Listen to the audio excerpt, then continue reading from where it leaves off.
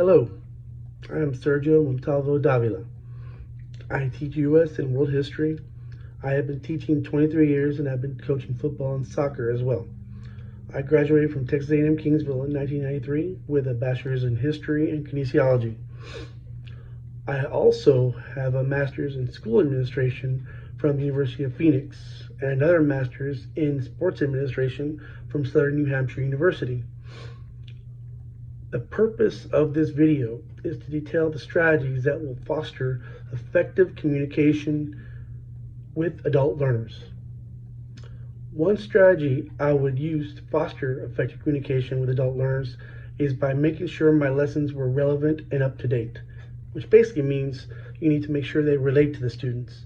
If you can't relate to the students, they're not going to buy into your lesson or your class. One strategy I will also use is I would make my lessons visually stimulating, as most learners are visual learners. If you show them what you're teaching them, they will realize, hey, this is real stuff, and it's just, they buy into it better that way. So you show them, they believe it. I mean, you can't just tell them, you got to show them with visuals and videos and all sorts of stuff. Another one I would like to do is encourage academic discourse with questions and discussions. Turn-in talks, things like that. Basically, students love to talk to each other. If you get them to talk to each other about the lesson and make it fun, that's something that will make them buy into the class as well, because they realize you're not just talking at them, they're teaching each other sometimes, a little bit here and there, okay? So that's always a good strategy as well. Challenges that we could face when coming up with communication is grades.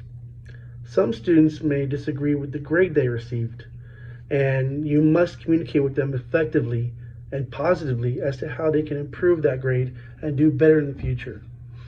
Another challenge could be information overload. When scholars don't have a brain break or an icebreaker to ease the constant overload of information, scholars can burn out, and this can end up having a rebellion in your class. You don't want that. You gotta make class fun, you gotta make class engaging.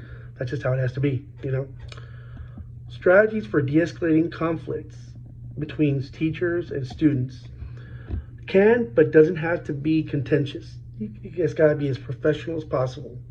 If a student has a disagreement with a teacher, pause class for a minute and converse with the student in the hallway in the most professional way possible. When it comes to student-on-student conflict, however, I tend to make one go outside and let them know that they can calm down out here. I will let the other student know he or she will have delayed consequences and a possible parent-student-teacher conference with both students' guardians. We gotta settle these things because constant conflict is not a harmonious classroom. Not good. Effective communication supports student success and creates a positive classroom environment by fostering collaboration in class, raises parent involvement, building stronger relationships with scholars, and catering to learners' diverse needs, as well as allowing for differentiation and individualized support in the classroom. Thank you.